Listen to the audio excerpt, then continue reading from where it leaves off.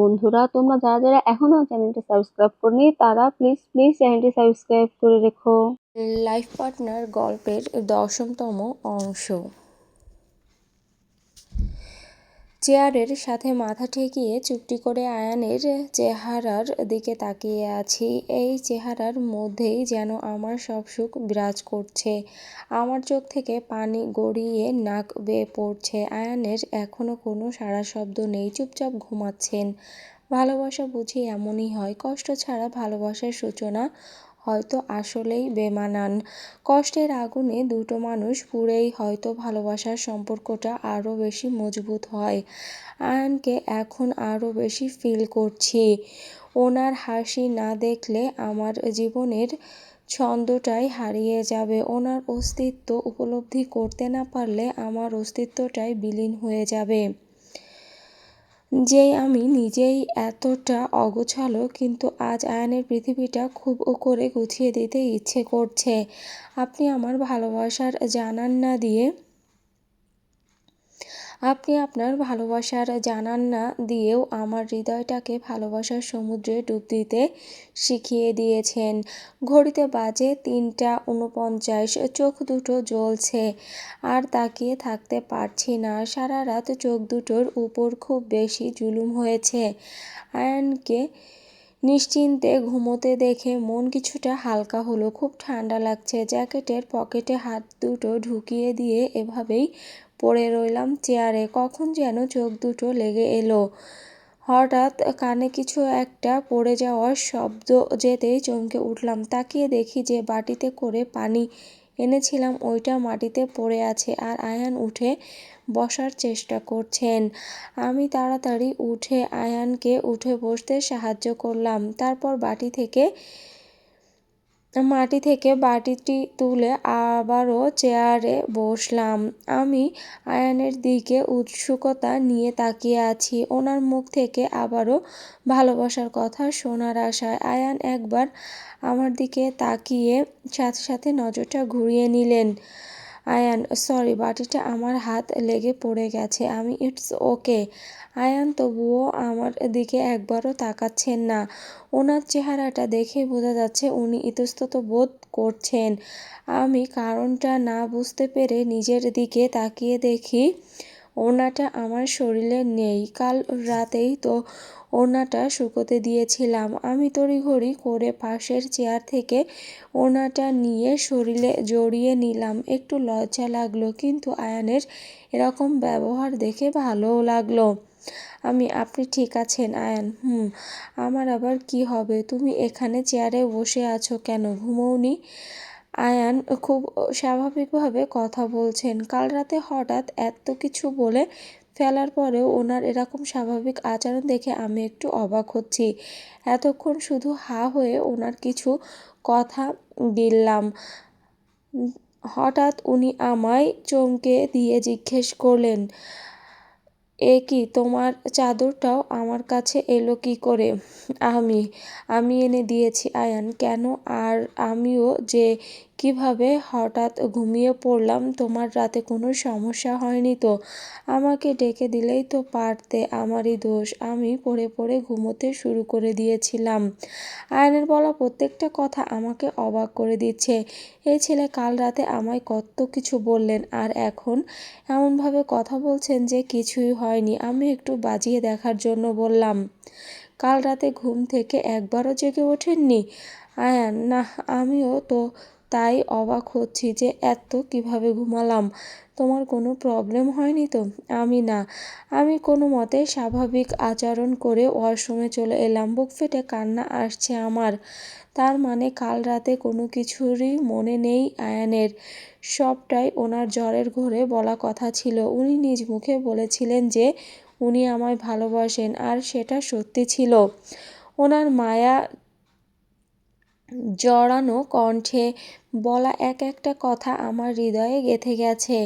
আর তার কিছুই কিনা আয়ানের মনে নেই। আবারও আমার সামনে স্বাভাবিক থাকার অভিনয় করছেন আয়ান। না, আমার পক্ষে আর এত অভিনয়ের মধ্যে থাকা সম্ভব নয়। আমার আয়ানের সাথে সোজাসুজি কথা বলতে হবে। আয়ানকে আমি কিছুতেই আমার থেকে দূরে সরে যেতে দিব না। আমি চোখ মুখে পানি দিয়ে ওয়াশরুম থেকে বেরিয়ে আসলাম। আমি বেরোনোর পরই আয়ান আমার দিকে তাকিয়ে হাসলেন। যে হাসিটা আমার হৃদয় জুড়িয়ে দিত, এখন সেই হাসিটাই আমার ভিতরে এনে আঘাত করছে। কারণ এই হাসিটা আয়ানের অনেক কষ্টের উপর একটা পর্দা। আমি আস্তে আস্তে হেঁটে আয়ানের কাছে এসে দাঁড়ালাম। আয়ান আরেকটু হেসে ওয়াশরুমে চলে গেলেন ফ্রেশ হতে। আমি জানালা খুলে দিয়ে চুল আঁচড়ালাম, তারপর বিছানায় পা ঝুলিয়ে বসে জানালা দিয়ে বাইরে তাকিয়ে রইলাম। সূর্যের আলোতে পুরো রুম আলোকিত হয়ে গেছে।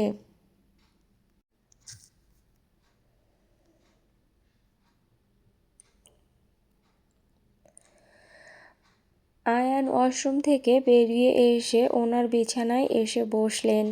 বসে আমার দিকে একটু তাকালেন। আবারও ওনার হাত মুখে পানি। আমি একটু মলিন হেসে আমার ওনাটা ঠিক আগের মতোই ওনার দিকে এগিয়ে দিলাম। আয়ান একটু অন্যদিকে তাকিয়ে অন্যরকম হাসলেন। তারপর আমার ওনার এক সাইড দিয়ে হাত মুখ মুছে নিলেন। এইবার ওনার এই অন্যরকম হাসির কারণ বুঝতে কোনো সমস্যা হলো না আমার। আয়ান, তোমার ওনার উপর এই দুদিন খুব ধকল গেল। Sorry for that. আমি আয়ানের দিকে তাকিয়ে না চেয়েও একটু হাসলাম। অনেক সাহস নিয়ে বললাম, আসলে যা বলবে চলো বাহিরে গিয়ে শুনবো। রুমে থাকতে থাকতে অস্থির হয়ে পড়েছি। যাব, কিন্তু একটা শর্তে। আয়ান, শর্ত কিসের শর্ত? শর্ত হলো এই যে জুতোটা এখন আপনি পরবেন। আয়ান, তোমাকে বলেছি তো আমি ঠিক আছি, আর বাহিরে গিয়ে কোথাও বসে থাকবো। জুতা পরা না পরার সমান আপনি যদি জুতা না পরেন তাহলে বাইরে কেন, কোথাও যাব না। জুতা পরা না পরা যেহেতু সমান, সেহেতু আমি খালি পায়ে থাকলেও তো কোনো সমস্যা হওয়ার কথা না। আমি আপনার কোনো কথাই শুনবো না, তাই বৃথা চেষ্টা করবেন না। আয়ান, আচ্ছা বাবা, ঠিক আছে। তোমার সাথে তো কথাই পারবো না। রুম তো শুধু রাতের জন্য বুক করেছিলাম, কিন্তু আমাদের জন্য গাড়ি আসতে তো প্রায় 12টা বাজবে। এখন সবেমাত্র 9টা বাজে। এখনও অনেক সময় কাটাতে হবে। আমি রিসেপশনে আরও 100 টাকা পে করে এই 3 ঘন্টা ম্যানেজ করার চেষ্টা করি। আব্বুকে তো এই জায়গার ঠিকানাই বলেছিলাম। গাড়ি এখানেই আসবে। আয়ান, কি হয়েছে? তোমার মুখ এরকম ফ্যাকাশে লাগছে কেন? কিছু না, আমি ঠিক আছি। আপনি জুতো পরে নিন, তারপর বাইরে চলুন। আয়ান, জানো, আমার পায়ের নিচে কেমন জানি পিচ্ছিল কিছু অনুভব করলাম। তোমার সাথে এরকম হয়েছে কিছু? না, আমার পায়ের নিচে পিচ্ছিল অনুভব হবেই বা কেন? আমার পায়ে তো আর কেউ ভ্যাসলিন মাখিয়ে দেয়নি। চুপ করে দাঁড়িয়ে থাকলাম আমি। আয়ান জুতো পরে নিলেন। তারপর আমরা দুজন রুম থেকে বেরিয়ে পড়লাম। আয়ান রিসিপশনে গিয়ে আরও 100 টাকা পে করে বললেন বাকি টাকা আর 3 থেকে 4 ঘন্টা পর ক্লিয়ার করে দিবেন। আমরা হোটেলের বাইরে গার্ডেনের মতো জায়গায় এক সাইডে ঘাসের উপর বসে পড়লাম। সারা রাতের ঠান্ডার পর যখন সূর্যের আলো শরীরে এসে পড়ল, তখন সারা শরীর উষ্ণতায় ভরে গেল। আয়ান আর আমি দুজনই মুখোমুখি হয়ে বসে আছি। আমি চুলের বাঁধন খুলে চুলগুলো ছড়িয়ে দিয়ে রোদ পোহাতে লাগলাম। তাকিয়ে দেখি আয়ান আমার দিকে মায়াভরা দৃষ্টিতে তাকিয়ে আছেন। আয়ানের উপর খুব রাগ হচ্ছে আমার। মনে মনে বলছি, আপনি শুধু তাকিয়েই থাকবেন, মুখ ফুটে কিছু তো বলবেন না। অনেকক্ষণ অপেক্ষা করলাম আয়ানের মুখ ফুটে কিছু বলার, কিন্তু উনি কিছুই বলছেন না। শুধু একটু পরপর আমার দিকে তাকাচ্ছেন। আমিও ওনার দিকে আর চোখে তাকাচ্ছি। একটু পর আয়ান বলে উঠলেন, এই তুমি আমার দিকে ওভাবে তাকাচ্ছ কেন? আমি কোনভাবে তাকাচ্ছি? আয়ান, কেমন জানি একটা রাগী রাগী লুক। আমি কিছুই বলছি না, চুপচাপ মুখ গোমড়া করে বসে ওনার দিকে রাগে চেহারা নিয়ে তাকিয়ে আছি। আয়ান কিছুক্ষণ এদিক ওদিক তাকিয়ে কি যেন ভেবে বললেন, বুঝতে পেরেছি তুমি কেন রেগে আছো। আমি আয়ানের কথা শুনে চমকে উঠলাম, ঠোঁটের কোণায় হাসি ফুটে উঠল। হয়তো ওনার কাল রাতের সব কথা মনে পড়ে গেছে। আমি চোখ মুখে একরাশ আশা নিয়ে জিজ্ঞেস করলাম, কি বুঝেছেন আপনি? তোমার খিদে পেয়েছে তাই তুমি রেগে আছো, তাই না? আয়নের কথা শুনে মন চাইছিল ওনার মাথার সবগুলো চুল টেনে টেনে ছিঁড়ি। বজ্জাত ছেলে কোথাকার।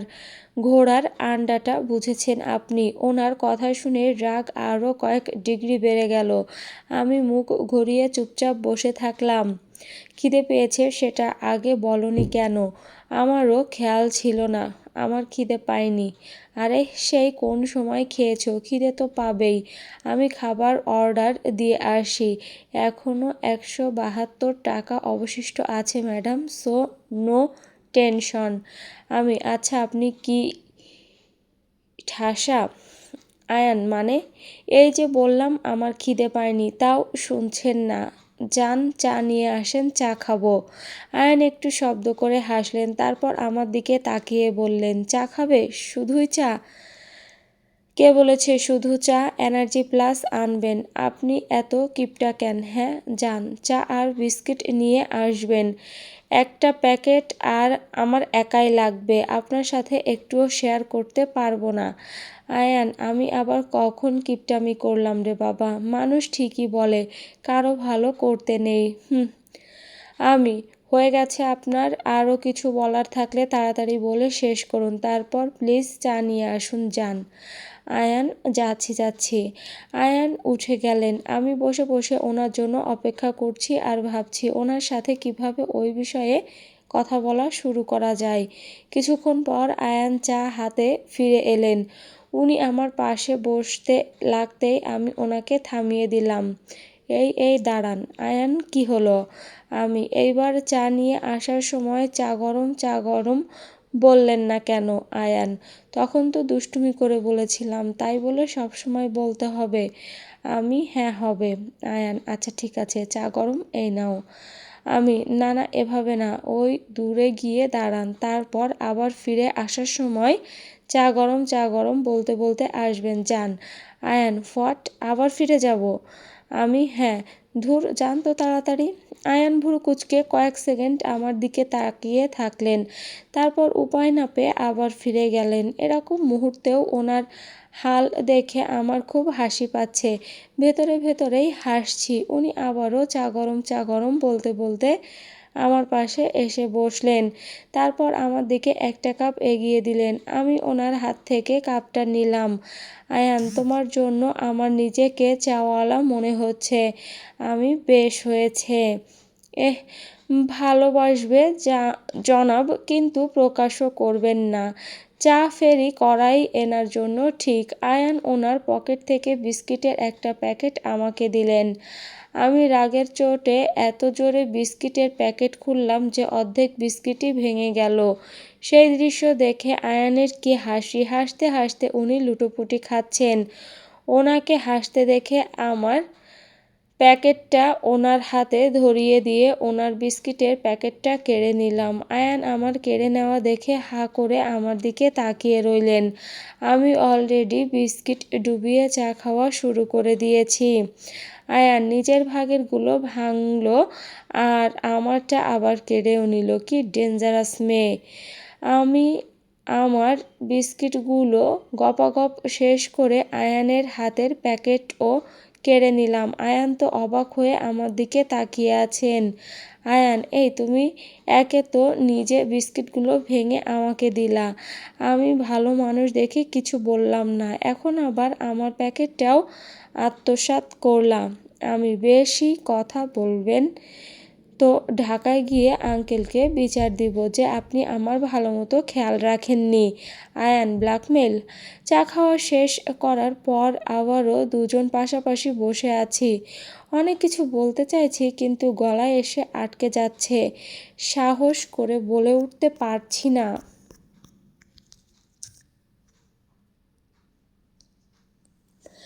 আমি আর আয়ান পাশাপাশি বসে আছি। সূর্যের আলো আমার মুখে এসে পড়াতে ভালো মতো তাকাতে পারছিলাম না। আয়ান আমার সোজাসুজি হয়ে আমার দিকে মুখ করে বসে পড়লেন। ওনার মাথার কারণে সূর্যের আলো আর আমার মুখে এসে পড়ছিল না। সূর্যের তাপটাও আমার উপর পড়তে দিতে রাজি নয় এই ছেলে। ভালো মতো আয়ানের দিকে তাকিয়ে দেখলাম এলোমেলো চুল, আয়ানের মুখে মলিন হাসিটা। আমি চেয়েও হাসতে পারছি না, আসছেই না হাসি। আমি কিছুক্ষণ চুপ করে থেকে মনে সাহস জোটালাম, তারপর জিজ্ঞেস করলাম, একটা কথা জিজ্ঞেস করি? আয়ান, করো। আমি বলবো? আয়ান, আরে বলোই না। আমি, কখনো ভালোবেসেছেন কাউকে? আয়ান নিচের দিকে তাকিয়ে ঘাসের উপর হাত বোলাচ্ছিলেন। আমার কথা শোনার সাথে সাথেই থমকে গেলেন। আমি ওনার দিকেই এক নজরে তাকিয়ে আছি। উনি এদিক ওদিক তাকিয়ে একটু স্বাভাবিক হওয়ার চেষ্টা করে দীর্ঘশ্বাস ছেড়ে একটু হাসলেন। তারপর আমার দিকে তাকিয়ে বললেন, হঠাৎ এই প্রশ্ন? আমি কেন করতে পারি না? আয়ান নিশ্চুপ। আমি, বলুন না শুনি একটু। আয়ান, ভালোবাসলে নাকি অনেক কষ্ট সহ্য করতে হয়। আমার দ্বারা তো বস এত কষ্ট সহ্য করা সম্ভব না। তাই ভালোবাসা ভালো মতো দূরেই থাকুক। আয়ানের কথাটা শুনে আমি মুখের ভাষা হারিয়ে ফেললাম। এখনও চেপে যাচ্ছেন উনি। চোখের জল খুবই কষ্টে আটকালাম, দমটা বন্ধ হয়ে আসছে। আমি, সত্যি? আয়ান কিছু বললেন না, শুধু ঠোঁটটা বাঁকা করে অন্যদিকে তাকিয়ে একটু হাসলেন। উনার এই প্রিয় হাসিটাও আমার কাছে এখন অসহ্যকর ঠেকছে। আয়ান উঠে দাঁড়ালেন। আমি একটু আসছি। আমি, কোথায় যাচ্ছেন? আয়ান, বসো, আসছি। আয়ান আর এক মুহূর্ত দেরি না করে চলে গেলেন। আমি বিষণ্ণ মনে ওনার চলে যাওয়া দেখছি। নিশ্চয়ই আবার আড়ালে গিয়ে নিজের বেদনা লুকাবেন। মুখে প্রকাশ করে গেলেন মিথ্যেটা, কিন্তু আড়াল করলেন সত্যিটা। আমার চোখ থেকে এক ফোঁটা জল গড়িয়ে পড়ল। হাত দিয়ে সাথে সাথে মুছে ফেললাম। দুপুর হয়ে এসেছে। আয়ান গেছেন অনেকক্ষণ হলো, কিন্তু এখনও ফিরে আসছেন না। আমি বারবার রাস্তার দিকে তাকিয়ে ওনার জন্যই অপেক্ষা করছি। একটু পরেই উনি ফিরে আসলেন। আমার কাছে এসে বসে জ্যাকেটটা খুললেন। এখন শীত লাগছে না। দুপুরের রোদে এখন গরমই লাগছে। তবুও আমি আয়ানের জ্যাকেটটা আমার শরীর থেকে খুলছি না। অনেকটা ভালো লাগা কাজ করছে এই জ্যাকেটটা ঘিরে। আয়ান আমার থেকে নজর লুকাচ্ছেন। একটু পরেই আমাদের সামনে এসে একটা কার থামলো। আমি আর আয়ান দুজন দুজনার দিকে একবার তাকিয়ে আবারও কারের দিকে তাকিয়ে থাকলাম। কারের দরজা খুলে কে যেন নামলো। আমি আর আয়ান ভালো মতো খেয়াল করে দেখলাম রিফাত ভাইয়া। আয়ান রিফাত ভাইয়ার উদ্দেশ্যে হাত নাড়ালেন। রিফাত ভাইয়া আমাদের দেখতে পেয়েই আমাদের দিকে ছুটে আসছিলেন। আমি আর আয়ানও বসা থেকে উঠে দাঁড়ালাম। রিফাত ভাইয়া আমাদের কাছে এসেই আয়ানকে জড়িয়ে ধরলেন। আরেকটু হলে তো কোলেই উঠে যায় অবস্থা। আয়ানও ওনাকে জড়িয়ে ধরে রাখলেন। আমি ওনাদের পাশে চুপচাপ দাঁড়িয়ে আছি। রিফাত ভাইয়া, ভাবি তোমরা ঠিক আছো তো? আয়ান, কত ঠিক থাকার মতো ব্যবস্থা করে গেছিলি তোরা, তাই না? রিফাত, আমাদের কি দোষ? তুমি আর ভাবি তো উধাও হয়ে গেছিলা। আয়ান, তো একটু অপেক্ষা করা যায় না? রিফাত, উফ ভাইয়া, তুমি আবার এক্সট্রা করে ভাষণ দিও না। তোমাদের ছেড়ে যাওয়ায় ফেরাতে এমনি সবার কাছ থেকে আমারই বকুনি খেতে হয়েছে। আয়ান, সেটাও কম হয়ে গেছে তোর জন্য। তোর পিঠে গুম গুম করে কয়েকটা দেওয়া উচিত। রিফাত, একেই তো এতগুলো মেয়ের ভার আমার কাঁধে দিয়ে গিয়েছিলা। আর ঐশী পিচ্চি তো বাসায় ফেরার জন্য মাটিতে শুয়ে কাঁদতে কাঁদতে নাগিন ড্যান্স দিচ্ছিল। সন্ধ্যাও হয়ে আসছিল আর তোমরাও ফিরছিলে না। আমি তো ভাবলাম তোমরা দুজন আবার দুজনাই হারিয়ে গেলে নাকি। তাই তো তোমাদের একাকী থাকার সুযোগ করে দিয়ে আমরা কেটে পড়লাম। আয়ান, তোর সুযোগের কারণে দেখ কি অবস্থা হয়েছে। রিফাত, সরি ভাইয়া, আমি তো আর জানতাম না যে তোমাদের ফোন আর টাকা পয়সা হারিয়ে গেছে। আমি ভেবেছিলাম যে তুমি আর ভাবি আমাদের এখানে দেখতে না পেয়ে ঠিক কোনো না কোনোভাবে চলে আসবে। আয়ান ওইসব ছাড়, আব্বু আর আপু চলে গেছে। রিফাত চলে গেছে। যেন ভাবে মিথিলা আপু তোমাকে নিয়ে অনেক টেনশন করছিল, আমাকে পই পই করে বলে দিয়েছে যাতে আমি পৌঁছেই তোমাকে ফোন করতে বলি। প্লিজ তোমরা ফোনে কথা বলে নাও। বলেই রিফাত ভাইয়া ওনার পকেট থেকে ফোন বের করে আমাকে আপুর নাম্বার ডায়াল করে দিলেন। আমি ফোন নিয়ে আপুর সাথে কিছুক্ষণ কথা বললাম। আপু খুবই টেনশনে ছিল। আমার সাথে কথা বলার পর আয়ানের সাথে কথা বলল।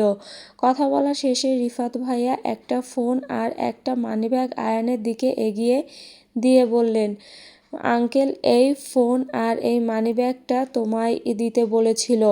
আয়ান ফোনটা নিয়েই আমার দিকে তাকিয়ে বললেন, ওরিয়ানা তুমি তোমার আম্মুকে একবার কল করে নাও, আন্টি হয়তো বা টেনশন করছেন, আর তোমার কথা বলা শেষ হলে আমাকে একবার দিও, আমিও কথা বলে নেব। আমি আন্টিকে আশ্বাস দিলে উনি কিছুটা চিন্তামুক্ত থাকবে। এই নাও। আমি চুপচাপ আয়ানের হাত থেকে ফোনটা নিয়ে নিলাম। আয়ান আমাকে আর রিফাত ভাইয়াকে উদ্দেশ্য করে বললেন, তোরা এখানে দাঁড়া, আমি হোটেলে গিয়ে বিলটা ক্লিয়ার করে দিয়ে আসি। আয়ান চলে যেতেই আমি আম্মুকে ফোন করলাম। আম্মুকে বললাম যে বেড়াতে এসে আমার ফোনটা হারিয়ে গেছে। আম্মু একটু বকাবকি করলো আর জানতে চাইলো আমরা কখন ফিরছি। আমি আম্মুকে বললাম আমরা একটু পরেই রওনা হব। আম্মুর সাথে কথা বলতে বলতেই আয়ান এসে পাশে দাঁড়ালেন। আমি ফোনটা আয়ানের দিকে এগিয়ে দিলাম। আয়ানও আম্মুর সাথে কথা বলে ফোনটা রাখলেন। আমরা তিনজনই গাড়ির কাছে দাঁড়িয়ে আছি।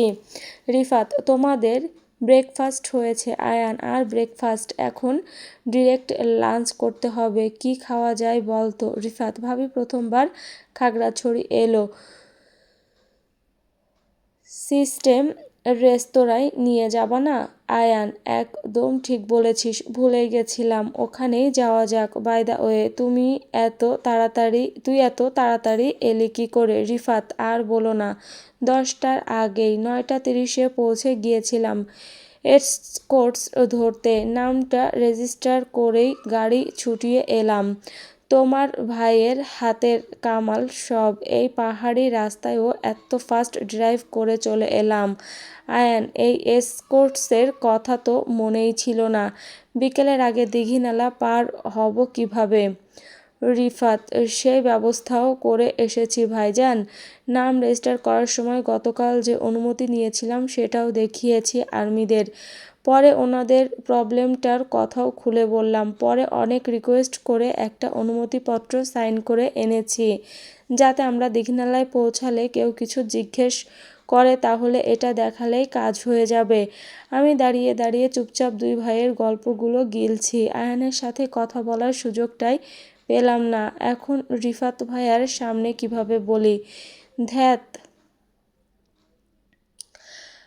হঠাৎ করে রিফাত ভাইয়া বলে উঠলেন, ভাবি তোমার জুতা কোথায়? তোমার পা খালি কেন? আমি কথাটা শুনে আয়ানের দিকে একবার তাকালাম। আয়ানও আমার দিকে তাকিয়ে বললেন,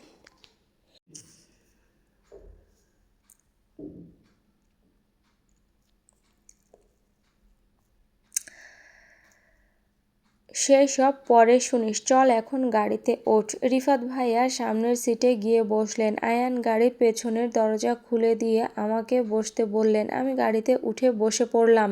আয়ান আমায় বসিয়ে একটা দোকানে গেলেন। আমি জানালা দিয়ে ওনার দিকেই তাকিয়ে আছি। আয়ান একটা পানির বোতল কিনে নিয়ে আসলেন। তারপর পেছনের দরজা খুলে আমাকে বললেন, ওরিয়ানা তোমার পা এদিকে করে বসো। মানে তোমার পা দুটো বাহিরের দিকে ঝুলিয়ে বসো। আমি কারণটা বুঝতে পারলাম না, কিন্তু কোনো প্রশ্ন না করে চুপচাপ পা ঝুলিয়ে বসে পড়লাম। আমি পা ঝুলিয়ে দেওয়ার পরই আয়ান আমার পায়ের কাছে হাঁটু ভাঁজ করে বসে পড়লেন। আমি ওনার কাণ্ড দেখে অবাক হচ্ছি, কিন্তু কিছুই বলছি না। আয়ান পানির বোতলটা খুলে আমার দিকে একবার তাকালেন। আমি কি করছেন আপনি? আয়ান, আমি পানি ঢালছি আর তুমি পা ধুয়ে নাও। আমি আয়ানের কথা শুনে অবাক হলাম। একবার রিফাত ভাইয়ের দিকে তাকিয়ে দেখলাম উনি কানে হেডফোন লাগিয়ে ফোনে কিছু একটা ভিডিও দেখছেন। আমি আবার ফিরে আয়ানের দিকে তাকালাম। আয়ান আমার পায়ে পানি ঢালছেন। আমার জন্য কতটা ভালো লাগার একটা মুহূর্ত। আমি আয়ানের দিকে তাকিয়ে আছি আর হালকা হালকা পা নাড়াচ্ছে। আয়ান পানি ঢালতে ঢালতে পায়ে একটু স্পর্শ করলেন। উনি আমাকে ছুঁতেই আমি নড়ে উঠলাম। আয়ান আমার দিকে তাকিয়ে বললেন, সরি, একটু ময়লা লেগেছিল। আমি ইটস ওকে। বোতলের সবটুকু পানি ঢালার পর আয়ান আমার দিকে তাকিয়ে একটু হাসলেন। তুমি ভালো মতো বসো, কিছু লাগলে আমায় বলবে, ওকে? আমি আয়ানের কথায় মাথা নাড়ালাম। আয়ান গিয়ে ড্রাইভিং সিটে বসে পড়লেন। আমি পেছনে ঠিক আয়ানের সিটের বিপরীতে বসলাম, যাতে তির্যকভাবে ওনাকে দেখতে পারি। গাড়ির জানালার সাথে মাথা ঠেকিয়ে দিয়ে আয়ানের দিকে এক দৃষ্টিতে তাকিয়ে আছি। অপলকভাবে দেখছি ওনার কথা বলা, হাত দিয়ে চুল ঠিক করা, মাঝে মাঝে হাসাটা। উনি একটু পর পর পেছনে ফিরে আমার দিকে তাকাচ্ছেন আর হাসি দিচ্ছেন। ওনার এই হাসিটা আমার ভেতরটাকে আরও কাঁদাচ্ছে। কষ্ট করে কান্নাগুলো জমাচ্ছি ভেতরে, কিন্তু চোখের যে জলগুলো অবাধ্য হয়ে গড়িয়ে পড়ছে তা আয়ানের চোখে পড়ার আগেই মুছে নিচ্ছি। কিছুক্ষণের মধ্যেই দীঘিনালা পৌঁছে গেলাম। আয়ান আর রিফাত ভাইয়া নামলেন আর্মিদের সাথে কথা বলতে। আমি চুপচাপ গাড়িতেই বসে থাকলাম। চুপ করেই তো থাকতে হচ্ছে। মনে হচ্ছে আমার আয়ানকে আমি একটু একটু করে হারিয়ে ফেলছি। সে এক অসহ্য যন্ত্রণা। একটু পরেই ওনারা দুজন আবার ফিরে এসে গাড়িতে বসলেন। তারপর গাড়ি চালানো শুরু করলেন। নীরবতায় যাত্রা কাটাচ্ছি আমি। একের পর এক দীর্ঘশ্বাস ফেলছি। চোখ দুটো আয়ানকে দেখার লোভ সামলাতে পারছে না, কিন্তু ওনার চেহারাটাই আবার চোখ দিয়ে জল নামার কারণ হয়ে দাঁড়াচ্ছে। আরও কিছুক্ষণ পর আমরা খাগড়াছড়ি শহরে গিয়ে পৌঁছালাম। আয়ান রাস্তার একটা সাইডে গাড়ি থামালেন। তারপর আমাদের থাকতে বলে উনি কোথায় যেন গেলেন। রিফাত, ভাবি তুমি ঠিক আছো তো? আমি ভাইয়া, কেন? রিফাত, না, এমনি জিজ্ঞেস করলাম। আমার ফ্যামিলির সবাই আজ সকালেই বাসার উদ্দেশ্যে রওনা হয়েছে, কিন্তু আঙ্কেল তোমাদের দুজনকে আনতে বলায় আমার থেকে যেতে হলো। আমার বাসায়ও ঢাকায়। তোমাদের পৌঁছানোর ঘন্টাখানেক আগেই নেমে যাব। সরি ভাবি, তোমাদের কাবাব মে হাড্ডি হওয়ার জন্য। তোমাদের বাড়িতে ফেরার তাড়া না থাকলে আজ আমার বাড়িতে নিয়ে যেতাম। আম্মু খুব খুশি হতো। আমি হেসে হেসে ওনার সাথে কিছুক্ষণ কথা বললাম। একটু পরে আয়ান একটা শপিং ব্যাগ হাতে ফিরে আসলেন। গাড়ির দরজা খুলে আমার পাশে বসলেন। আয়ান আমার পাশে এসে বসতেই রিফাত ভাইয়া আবারও সামনে ঘুরে ফোন টিপতে ব্যস্ত হয়ে পড়লেন। আয়ান ব্যাগ খুলে এক জোড়া জুতা বের করে আমার দিকে এগিয়ে দিলেন। পরে দেখো তো, সাইজ তো ঠিকই হওয়ার কথা। আসলে আমার মেয়েদের জুতার ডিজাইন সম্পর্কে কোনো ধারণা নেই, তাই কেডসি কিনে নিয়ে এলাম। নাও পরে দেখো। আমি জুতাটা নিয়ে ডান পায়ে পরে দেখলাম, একদম পারফেক্ট মাপের হয়েছে। দেখে বড্ড ভালো লাগলো। হয়তো আমিও আমার পায়ের সাইজ জানি না, কিন্তু আয়ান কতটা সাইজ আন্দাজ করে করেছে। আয়ান, যাক বাবা, পায়ে লেগেছে তাহলে। আমি বাকিটা আমি পরে নিব, আপনি যান। আয়ান, কিভাবে পরে নিবে? তুমি তো জুতার ফিতা বাঁধতেই পারো না। ওই পায়েও পরে নাও, আমি বেঁধে দিচ্ছি। আমি নিচের দিকে তাকিয়ে চুপচাপ জুতো পরে নিলাম। আয়ান জুতোর ফিতে বাঁধা শুরু করলেন। ওনাকে খুব জিজ্ঞেস করতে মন চাইছে, কিভাবে পারেন এত কষ্টের পরও মুখে হাসি ঝুলিয়ে রাখতে। ওনার হয়তো বা অভ্যাস হয়ে গেছে নিজের অনুভূতিগুলো লুকাতে লুকাতে, কিন্তু আমার জন্য যে খুবই বেশি কষ্টদায়ক। না পারছি সইতে, না পারছি রইতে। আয়ান জুতার ফিতা বেঁধে আবারও গাড়ি চালাতে চলে গেলেন। আমি জানালা দিয়ে বাইরে তাকিয়ে রইলাম। কিছুক্ষণ পর গাড়ি এসে থামলো পানখাইয়া পাড়ার সিস্টেম রেস্তোরাঁয়। আশেপাশের এত সৌন্দর্যতাকেও মন ভরে উপভোগ করতে পারছি না। গাড়ি থেকে নেমে আমরা রেস্তোরাঁর ভেতরে ঢুকলাম। আয়ান আর আমি পাশাপাশি বসলাম। আমাকে চুপচাপ থাকতে দেখে আয়ান বারবার জিজ্ঞেস করছেন কিছু হয়েছে কিনা। মনে মনে বলছি কিছু হোক, কিন্তু বিধিবাম। আয়ান আর রিফাত ভাইয়া আমাকে অর্ডার করতে বললেন, কিন্তু আমার কোনো ধারণা না থাকায় ওনাদের উপরই ভারটা দিলাম। ওনারা অর্ডার করলেন ভাত, কচি বাঁশের সবজি, লাউ চিংড়ি, ডিম, মাশরুম, পাতিহাঁসের মাংস। আমার খেতে একটুও ইচ্ছে করছিল না, কিন্তু আয়ান জোর করাতে কিছুটা খেলাম। খাওয়া শেষ করার পর কাঁচা আমের জুস অর্ডার করলেন আয়ান। জুসটা খুবই মজাদার ছিল। খাওয়া শেষ করার পর আমরা গাড়িতে বসে ঢাকার উদ্দেশ্যে যাত্রা শুরু করলাম। সারা রাস্তা গান শুনে আর বাহিরের দৃশ্য দেখে কাটালাম। কখনো রিফাত ভাইয়ার সাথে গল্প করলাম। আমি বারবার আয়ানের শুকিয়ে আসা মুখটার দিকে তাকাচ্ছি। খুব ভালো মতো বুঝতে পারছি উনি কেমন অনুভব করছেন ভেতরে, কারণ সেই একই আগুনে যে আমিও পুড়ছি। বারবার ভাবছি আমাদের গল্পটা কি শুরু হওয়ার আগেই শেষ হয়ে যাবে? আয়ানের হাত ধরে স্বপ্নের রাজ্যে হারিয়ে যাওয়ার ইচ্ছেটা কি আমার কখনোই পূর্ণ হবে না? এসব ভাবতে ভাবতেই চোখ আর মন দুটোই ভিজে আসছে। একটু পরেই আয়ান গাড়ি থামালেন। রিফাত ভাইয়া বললেন, আমার যাত্রা এতটুকুই ভাবি। আমরা তিনজনই গাড়ি থেকে নেমে দাঁড়ালাম। রিফাত ভাইয়া কাঁধে ব্যাগ নিয়ে বললেন, তোমার লাগেজ গাড়িতেই রাখা আছে ভাবি। তোমাদের দুজনকে একসাথে খুব মানিয়েছে। আমাদের সবার তোমাকে আয়ান ভাইয়ার জন্য খুবই পছন্দ। আবার দেখা হবে, ভালো থেকো। আমিও, ভালো থাকবেন ভাইয়া। আয়ান পৌঁছে ফোন করিস। রিফাত, আল্লাহ হাফেজ। রিফাত ভাইয়া চলে গেলেন। আমি আর আয়ান দুজন দুজনার দিকে একবার তাকিয়ে দুজন পাশাপাশি দাঁড়িয়ে রিফাত ভাইয়ার যাওয়া দেখছি।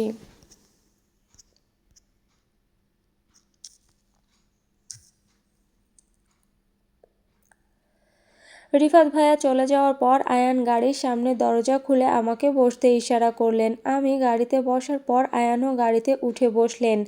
আমরা দুজন গাড়িতে উঠে বসার পরই মাগরিবের আজান দিয়ে দিল। আমি মাথায় ওড়নাটা উঠিয়ে দিয়ে গুটিসুটি মেরে বসে আছি। আয়ান গাড়ির গ্লাসগুলো বন্ধ করে দিলেন। আজান চলাকালীন দুজন একটা কথাও বলিনি, শুধু চুপচাপ বসেই ছিলাম। আজান শেষ হওয়ার পর আমি নিজেকে তৈরি করলাম আয়ানের সাথে কথা বলার জন্য। হাতে শুধু একটা ঘন্টার সময়। বুকটা ভয়ে ধুকপুক করছে, হাত পা কাঁপছে, গলা শুকিয়ে আসছে। বারবার নড়েচড়ে বসছি। আমার ভেতরের অস্থিরতার সাপ মুখে ভেসে উঠছে। আয়ান বিষয়টি খেয়াল করে বললেন, আর ইউ অলরাইট? কোনো প্রবলেম? আমি, না, আই এম ফাইন।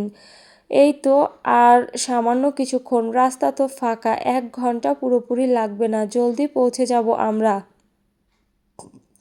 আয়ানের কথা শুনে বুকের ভেতর মোচড় দিয়ে উঠছে। কে চাইছে জলদি পৌঁছাতে? আমি চাই সারাটা জীবন আয়ানের পাশে এভাবেই থাকতে। একটা ট্রিপ আমার জীবনটা যে এভাবে পাল্টে দিবে সেটা আমি কখনো ভাবিনি। একটা রাতের মধ্যেই যে এত অজানা কথা জেনে যাব তা কখনো কল্পনা করিনি। একটা ডায়েরির পাতায় লেখা কথাগুলো যে মনের মধ্যে গেঁথে যাবে সেটাই বা কি আমার জানা ছিল? কতটা আবেগের বশবর্তী হয়ে যাচ্ছি আমি। আমার চোখের জল, মুখের হাসি, বুকের ধুকপুকানি সব কিছু এখন আমার আয়ত্তের ঊর্ধ্বে। এসব ভেবেই একটু পরপর ঘন ঘন শ্বাস নিচ্ছি। আয়ান মনমরা হয়ে চুপচাপ সামনের দিকে তাকিয়ে গাড়ি চালাচ্ছেন। ওনার মাথার চুলগুলো অগোছালো হয়ে আছে, চেহারাটায় মলিনতা ছেয়ে গেছে। উনি যখন কথা বলেন না আমি তখন ওনার নীরবতার কারণটা বেশ বুঝতে পারি। আয়ান আমার দিকে একবারও তাকাচ্ছেন না। আমি গলা ঝেড়ে মাত্র মুখ খুলতে যাব, ঠিক এই সময় আয়ানের ফোনটা বেজে উঠল। আয়ান ফোনটা হাতে নিয়ে আমার দিকে তাকিয়ে বললেন, আব্বুর ফোন। আয়ান কিছুক্ষণ কথা বলার পর ফোনটা আমার দিকে এগিয়ে দিলেন। আমি, আসসালামু আলাইকুম আঙ্কেল। ওয়ালাইকুম আসসালাম আম্মু। তুমি ঠিক আছো? কোনো সমস্যা হয়নি তো তোমার? আমি, জি আঙ্কেল, আমি ঠিক আছি। আঙ্কেল, আয়ানকে বলে দিয়েছি অফিসের সামনে থেকে আমাকে পিক করে নিতে। তোমাকে তোমার বাসায় তোমার আম্মুর কাছে দিয়ে আসবো আমি। আপনি কাজ ছেড়ে আমার সাথে যাবেন? আপনি তো খুবই ব্যস্ত কাজে আঙ্কেল। যতই ব্যস্ততা হোক না কেন? আমাকে যেতেই হবে। তোমার আম্মুকে কথা দিয়েছিলাম যেভাবে তোমাকে নিয়ে এসেছিলাম সেভাবে আবার ফিরিয়ে দিয়ে আসবো, তাই আমার যাওয়াটা জরুরি। আমি তো কালকের ঘটনাটাও বলতে চেয়েছিলাম, কিন্তু তুমি নিষেধ করলে তাই আর বললাম না। আমি জি আঙ্কেল, আচ্ছা মা, তাহলে রাখছি। আমি জি। ফোন কাটার পর আমি ফোনটা আয়ানকে দিয়ে দিলাম। উনি মুখটা গম্ভীর করে গাড়ি চালাচ্ছেন। আমি আপনাদের অফিসে পৌঁছাতে আর কতক্ষণ লাগবে? আয়ান এই তো 20 থেকে 25 মিনিটের মধ্যে। আমি ওফ, আয়ান তো কি ভাবলে? আমি মানে সম্পর্কটা ভাঙার কি কারণ দেবে সেই সম্পর্কে কি ভাবলে সেটা জিজ্ঞেস করছি। আয়ানের কথা শুনে আমি হতবাক হয়ে গেলাম। আমার শরীর থেকে সমস্ত শক্তি একটু একটু করে হারিয়ে যাচ্ছে। কথা বলার জন্য ভাষা পাচ্ছি না। হাত শক্ত করে মুঠো করে আছি। আয়ান কিভাবে বললেন এই কথাটা? ওনার বুকটা একবার কাঁপলো না? ওনার মুখে একবারও আটকালো না?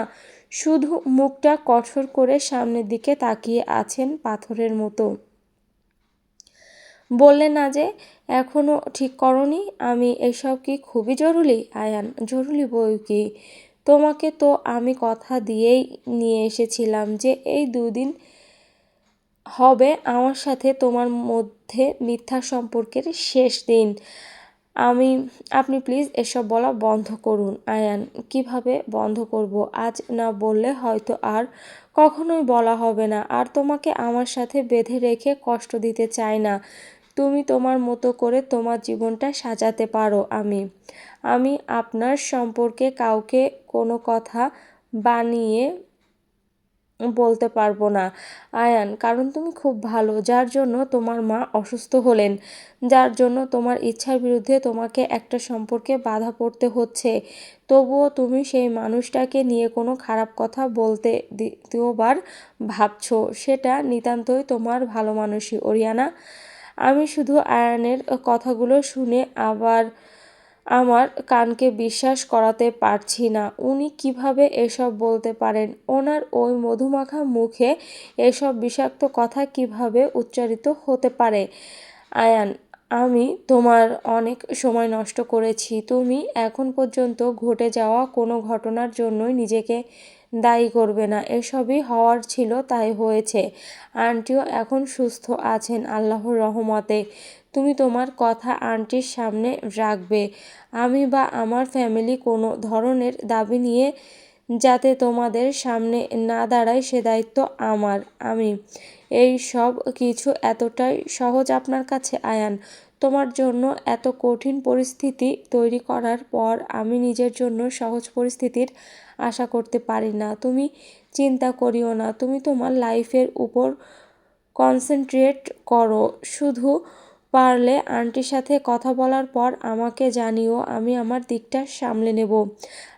আপনার আর আমার এই বন্ডিং, আপনার ফ্যামিলির সাথে আমার ফ্যামিলির সম্পর্ক, আপনার আত্মীয় স্বজনের কাছ থেকে পাওয়া এতটা ভালোবাসা, একসাথে কাটানো এতটা মুহূর্ত, সব কিছু খুবই মূল্যহীন।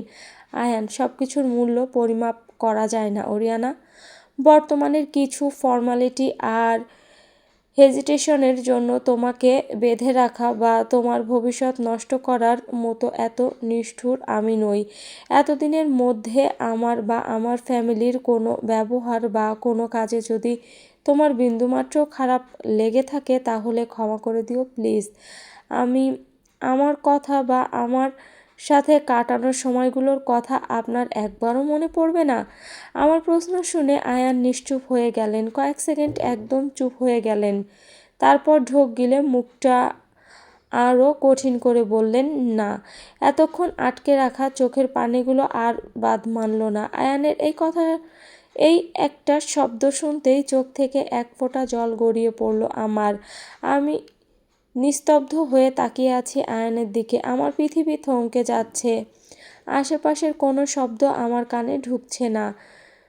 শিরায় শিরায় যন্ত্রণা অনুভব করছি। আয়ান ওনার চোখ দিয়ে একবারও আমার দিকে তাকালেন না।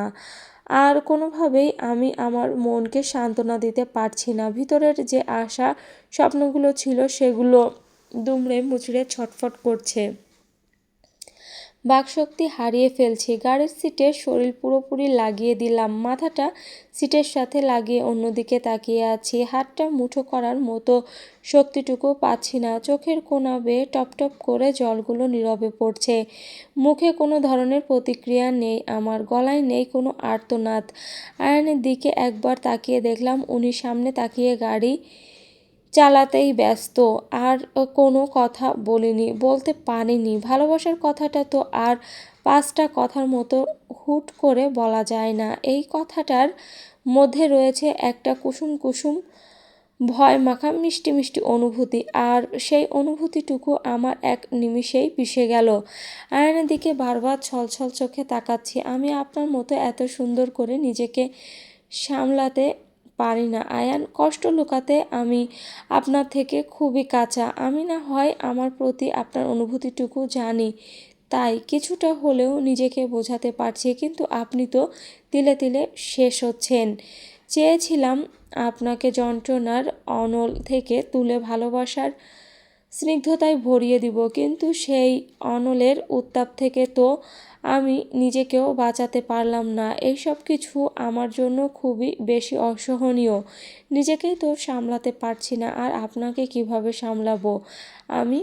সিদ্ধান্ত নেওয়ার সময় সেই বিষয়টার তাৎপর্য বোঝা যায় না। যখন সেই সিদ্ধান্ত অনুযায়ী আমল করতে গিয়ে পদে পদে হোঁচট খেতে হয়, তখন বোঝা যায় কতটা মুশকিল। ভালোবাসাটা যতটা কঠিন, তার চেয়ে আরও কঠিন ভালোবাসি তা বোঝানো, আর ভালোবাসা প্রকাশ করার মতো সাহসটুকু যে উধাও হয়ে গেল আমার মধ্যে থেকে। আয়নের কঠিন মুখের কাছে আর কঠোর ভাষার কাছে যে আমার সাহস আর ধৈর্য কম পড়ে গেল। ভাবনার জগতে ছেদ পড়ল। আয়ান গাড়ি ব্রেক করায়। তাকিয়ে দেখলাম আঙ্কেল কিছুটা দূরে দাঁড়িয়ে আছেন। আয়ান গাড়ি থেকে নেমে আঙ্কেলের কাছে গেলেন। আমি এই ফাঁকে তাড়াতাড়ি চোখ মুছে নিলাম। আমি গাড়ি থেকে নামতে যাব ঠিক তখনই আঙ্কেল এসে থামিয়ে দিলেন। নেমো না মা, বসো। আঙ্কেল পেছনের সিটে বসে পড়লেন। আয়ান আবারও গাড়ি চালাতে শুরু করলেন। আঙ্কেল একটা কথা বলে ফোনে কথা বলায় ব্যস্ত হয়ে পড়লেন। আমি নিস্তেজ হয়ে গাড়ির সিটে পড়ে আছি। আয়নের সাথে আর একটা কথা বলারও সুযোগ হয়নি। কেটে গেল বাকিটা রাস্তা। আঙ্কেল আম্মুকে ফোন করে বলাতে আম্মু বাসার নিচে আমাদের জন্য অপেক্ষা করছিল। গাড়ি বাসার কাছে এসে থামতেই আঙ্কেল গাড়ি থেকে নেমে আমাদের নামতে বলে আম্মুর কাছে চলে গেলেন। আয়ান বের হয়ে এসে আমার দিকের দরজাটা খুলে দিলেন। আমি বের হয়ে ওনার পাশে দাঁড়ালাম। উনি গাড়ি থেকে আমার লাগেজটা বের করে আমার হাতে ধরিয়ে দিলেন। তারপর আমার সোজাসুজি দাঁড়িয়ে চোখে চোখ রেখে বললেন, ভালো থেকো, বলেই চলে গেলেন আঙ্কেল আর আম্মুর কাছে। আমি একা দাঁড়িয়ে আছি গাড়ির কাছে। উপরের দিকে তাকিয়ে চোখের পানিটুকু গড়িয়ে পড়ার আগেই সামলে নিলাম, কিন্তু আয়ানের রক্তলাল চোখ আর কাঁপা কাঁপা ঠোঁট আর আমার চোখ এড়ায়নি। আমি পেছনে ফিরে দেখলাম আম্মু আয়ানের কাঁধে হাত রেখে আয়ানের সাথে কথা বলছে। আম্মু আমাকে হাত নাড়িয়ে ডাকলো। আমি গিয়ে আম্মুর পাশে দাঁড়ালাম। আমি গিয়ে দাঁড়াতেই আয়ান বললেন, আচ্ছা আন্টি, আসি। আব্বু, আমি তোমার জন্য গাড়িতে অপেক্ষা করছি। আয়ান বড় বড় ধাপ ফেলে হনহনিয়ে গাড়ির কাছে চলে গেলেন। গাড়ির ভেতরে মুখ ঘুরিয়ে বসে পড়লেন। আমি আমার ছোট ছোট হয়ে আসা চোখে ওনার দিকে তাকিয়ে আছি। ওনার মুখটা দেখা যাচ্ছে না, কিন্তু স্পষ্ট দেখতে পেলাম উনি হাত উঠিয়ে জ্যাকেটের হাতায় চোখ মুছলেন। যেই ছেলেটা আমার ফিরে চাওয়া দেখার জন্য ব্যাকুল হয়ে থাকে, আজ সে ছেলেই আমার কাছ থেকে মুখ লুকাচ্ছে। আঙ্কেল, আচ্ছা আপা, ফিরিয়ে দিয়ে গেলাম আপনার মেয়েকে। অতি শীঘ্রই পার্মানেন্টভাবে নিয়ে যাব। আজ তাহলে আসি, আল্লাহ হাফেজ। আঙ্কেল গাড়িতে গিয়ে বসতে আয়ান গাড়ি স্টার্ট করে চলে গেলেন। আমি এক নজরে হতাশ দৃষ্টিতে গাড়িটি দূরে মিলিয়ে যাওয়া দেখলাম। আম্মু আমাকে জড়িয়ে ধরল। প্রতি উত্তরে আম্মুকে জড়িয়ে ধরতেও পারিনি। এক পলকে সব কিছু শেষ হয়ে গেল। আমি আম্মুর সাথে উপরে উঠে আসলাম। উপরে এসে অনিক আর দিদার সাথে দেখা করলাম। আম্মু, যা তাড়াতাড়ি ফ্রেশ হয়ে আস, তোর ফেভারিট বিরিয়ানি করেছি, খাবি তাড়াতাড়ি।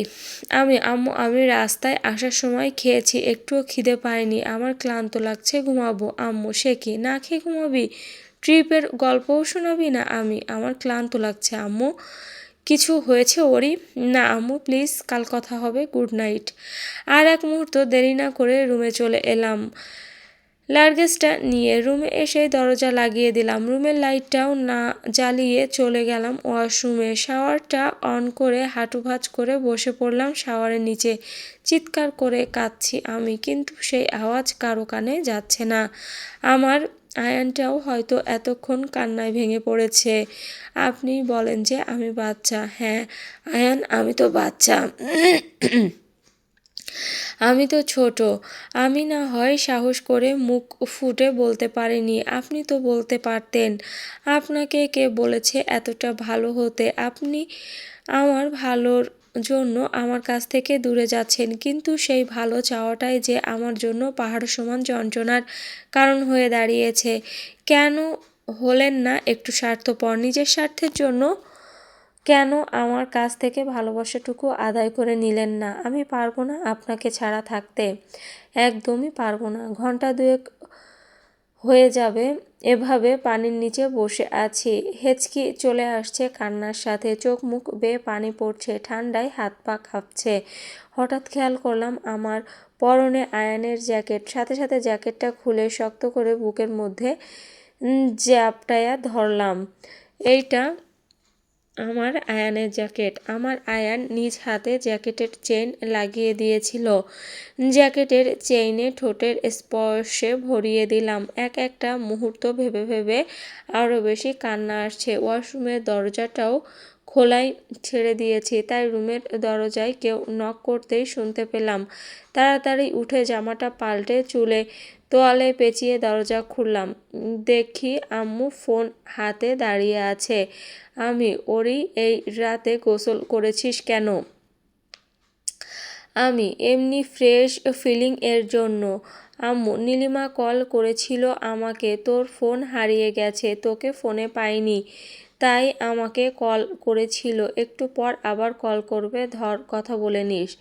আমি, তুমি বলে দিও আমি ঘুমিয়ে পড়েছি। আম্মু, কি হয়েছে তোর বল, আমার কিন্তু টেনশন হচ্ছে। আমি, কিচ্ছু হয়নি আম্মু, বলেছি তো ক্লান্ত লাগছে। আম্মু, আচ্ছা একটু খেয়ে নে, ক্লান্ত লাগছে তো তোর? তুলে খেতে হবে না, আমি খাইয়ে দিচ্ছি। আম্মু, আমার একটুও খিদে নেই, প্লিজ আমি একটু ঘুমাই, তুমি যাও। আম্মু আমার দিকে কতক্ষণ চেয়ে থেকে চলে গেল। আমি দরজা বন্ধ করে বিছানায় মাঝ বরাবর শুয়ে পড়লাম। হাত দুটো থরথর করে কাঁপছে, পানিতে ভিজে ভিজে মুখ ফ্যাকাশে হয়ে আছে। বিছানায় মরার মতো চিত হয়ে উপরের দিকে এক নজরে তাকিয়ে আছি। দুই চোখ বেয়ে পানি গড়িয়ে বালিশ ভিজিয়ে দিচ্ছে। সময়ের খেয়াল নেই আমার, শুধু আয়ানের চেহারা চোখে ভাসছে, ওনার কথাগুলো কানে বাজছে। এভাবে বিনা নড়ে চড়ে শিথিল শরীর নিয়ে উপরে তাকিয়ে বিছানায় পড়ে আছি। হঠাৎ কানে ভেসে আসলো ফজরের আজান। চোখ দুটো বুজতেই মুখ থেকে শব্দ বেরিয়ে আসলো, আহ।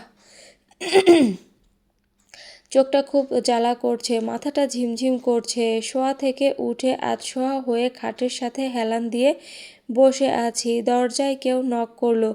ঘড়িতে তাকিয়ে দেখি 8:56 বাজে। চোখ মুখ ভালো মতো মুছে ঘুমের ভান করে দরজাটা খুললাম। আম্মু, কি রে, তোর চোখ মুখ এত ফোলা ফোলা কেন? এরকম লাগছে কেন? আমি, অনেকক্ষণ ঘুমিয়েছি, তাই হয়তো চোখ মুখ ফুলে গেছে। আম্মু, অনেক স্কুলে বেরিয়ে গেছে, তোর দিদাকে তোর ফুপির বাসায় ছেড়ে আমি ক্লিনিকে যাব। খাবার রেডি করা আছে, খেয়ে নিবি। আমি রাতে এসে তোর সাথে কথা বলবো। আমি, আম্মু চলে গেল। আমি সোফায় গিয়ে বসলাম। বসে বসেই কেটে গেল কয়েক ঘন্টা। কলিং বেল বেজে উঠল। আমি গিয়ে দরজা খুলে দেখলাম অনিক এসেছে। এত তাড়াতাড়ি? 3টা বেজে গেল। অনিক একটার পর একটা কথা বলে যাচ্ছে, আমি কিছুই শুনছি না। আয়ানের ঘোরে ডুবে আছি আমি অনিক, আমি রুমে গেলাম, তুই খেয়ে নিস। অনিক, তুমি খেয়েছো আপু? আমি, তুই খা ভাই, আমি পরে খাবো। উঠে চলে এলাম রুমের বারান্দায়। হালকা রোদ পড়েছে গায়ে, আর আমার চোখের পানিগুলো টপকে টপকে পড়ছে রেলিংয়ে। কিছুক্ষণ পর পেছন থেকে ডাক শুনলাম, ওরি। পেছন ফিরে দেখলাম নীলি দাঁড়িয়ে আছে, আর নিজেকে ধরে রাখতে পারলাম না। দৌড়ে গিয়ে নীলিকে ধরে জোরে জোরে কাঁদতে লাগলাম। একটু পর ঝুম আর ইরাও পাশে এসে দাঁড়ালো। সবাই আমাকে অবাক চোখে দেখছে। নীলি আমাকে ধরে বিছানায় বসালো। আমি হিচকি দিয়ে দিয়ে কাঁদছি। আমি দরজাটা প্লিজ বন্ধ করে দে ঝুম, কেউ নেই বাসায়। অনেক তো দরজাটা খুলে দিয়ে তোর ফুপির বাসার জন্য বেরিয়ে গেল। ইরা, ইয়া আল্লাহ, জাস্ট চেহারার কি হাল করেছিস, কাঁদতেছিস কেন? নীলি জান তুই আমার দিকে তাকা, কি হয়েছে তোর বলবি তো? আমি I love him, just I love him. ওরা তিনজন চমকে উঠল আমার কথা শুনে। আমি ওদের সব কিছু খুলে বললাম। ইরার কোলে মাথা রেখে চুপচাপ শুয়ে আছি। ইরা আমার মাথায় হাত বুলিয়ে দিচ্ছে। ঝুম আর নীলি আমার দুহাত ধরে বসে আছে।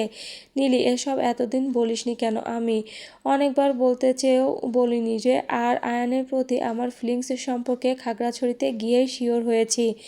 ঝুম, আন্টিকে বলেছিস এসবের কিছু? আমি না। ইরা, বলার দরকারও নেই, সব কিছু ঠিক হয়ে যাবে। নীলি, অবশ্যই ঠিক হয়ে যাবে। দুজনে দুজনকে ভালোবাসিস, ফ্যামিলিও রাজি, প্রবলেমটা কোথায়? তুই এখন ভাবনা চিন্তার অবস্থায় নেই, তাই তোর এত হতাশ লাগছে। একটু নর্মাল হ, পরে এসব নিয়ে ভাববি। তুই যদি না পারিস তো আমরা তোর আয়ানকে সব বুঝিয়ে বলবো, কিন্তু দোহাই লাগে প্লিজ স্বাভাবিক হ।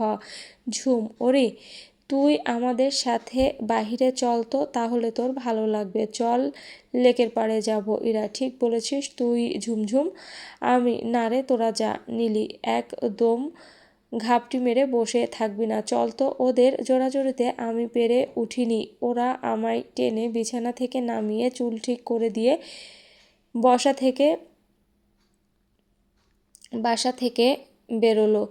বাসার চাবিটা আমাদের বাসার ঠিক করা সিক্রেট জায়গায় রেখে দিলাম। অটোতে চড়ে যাচ্ছি আর সেসব রাস্তা চোখে পড়ছে যেখানে আমি আর আয়ান পাশাপাশি হেঁটেছিলাম। সেসব ভাবতেই আবারও চোখ ভিজে উঠল। লেকের পাড়ে চারজন বসে আছি আমরা, আরও অনেক মানুষ নিজেদের প্রিয়জনকে নিয়ে বসে আছে। নীলি, ঝুম আর ইরা আমাকে চেয়ার আপ করার জন্য কত কিছু করছে, কিন্তু আমার মন যে আয়ানের কাছেই আটকে আছে। কিন্তু ওদের সাথে শেয়ার করে একটুখানি হালকা লাগছে। ঝুম, সন্ধ্যা হয়ে আসছে রে, চল, উঠবি না? নিশি, চল ওরি, তোকে পৌঁছে দিয়ে আমরা বাড়ি যাব। আমি, না, আমার বাসা তোদের বাসার একদম বিপরীতে, তোরা আর কষ্ট করে আসিস না, যা বাড়ি যা। ইরা, তুই একাই চলে যেতে পারবি? আমি, নীলি, ঠিক আছে, উঠলাম তাহলে, তুইও চলে যা। ওরা তিনজন চলে গেল। আমি ওখানেই বসে কপালে হাত দিয়ে দীর্ঘশ্বাস ফেলছি। আরও কিছুক্ষণ বসে থাকার পর উঠে দাঁড়ালাম বাসায় ফেরার জন্য। হঠাৎ দূর থেকে একটা প্রখর চেনা কণ্ঠ কানে ভেসে আসলো। কণ্ঠটা কোনো দিক থেকে আসছে তা খুঁজতে খুঁজতে এক প্রান্তে গিয়ে থমকে গেলাম। আয়ান গিটার হাতে বসে আছেন। ওনাকে ঘিরে আরও কয়েকজন ছেলে বসে আছেন। আমি আড়ালে দাঁড়িয়েই ওনার দিকে তাকিয়ে আছি। ওনার কণ্ঠের গান আমি স্পষ্ট শুনতে পাচ্ছি। উনি গিটারের তালে তালে গাইছেন, কঠিন তোমাকে ছাড়া একদিন, কাটানো এক রাত, বাড়াও দুহাত, হয়ে যাও আজ বাধাবিহীন, বলো কবিতা হয়ে চলো, বাগানের দাবানল, জমানো জল, ছায়ায় যেমন ঠিকানাহীন, চেয়েছি যতবারই হয়েছে ছাড়াছাড়ি, মরেছি ততবারই এসেছে এক বেদনা দিন, কঠিন তোমাকে ছাড়া একদিন। আয়ানের চোখ দুটো টলমল করছে, কিন্তু মুখে হাসি ঝুলিয়ে রেখেছেন। আমি জানি এটা আমার আয়ানের হাসি নয়, আমি চিনি ওনার হাসি। আমি দূরে দাঁড়িয়েই ওনার দিকে তাকিয়ে আছি। উনি গিটার হাতে বসা থেকে উঠে সবার সাথে কথা বলে আস্তে আস্তে হেঁটে গাড়িতে চলে গেলেন। আমি শুধু দুপা পিছিয়ে বসে পড়লাম, ছিন্ন হওয়ার হৃদয়টা নিয়ে। রক্তলাল চোখে শুধু দেখলাম আয়ানের প্রস্থানটা। চলবে। হ্যালো বন্ধুরা, এই গল্পের পরবর্তী পার্ট খুব শীঘ্রই আপলোড দেওয়া হবে। তো যারা যারা এখনও চ্যানেলটি সাবস্ক্রাইব করেনি তারা চ্যানেলটি সাবস্ক্রাইব করে দিও, এবং যাদের যাদের গল্পগুলো ভালো লাগছে একটি লাইক দিয়ে গঠনমূলক কমেন্ট করে যাবে। ধন্যবাদ সবাইকে।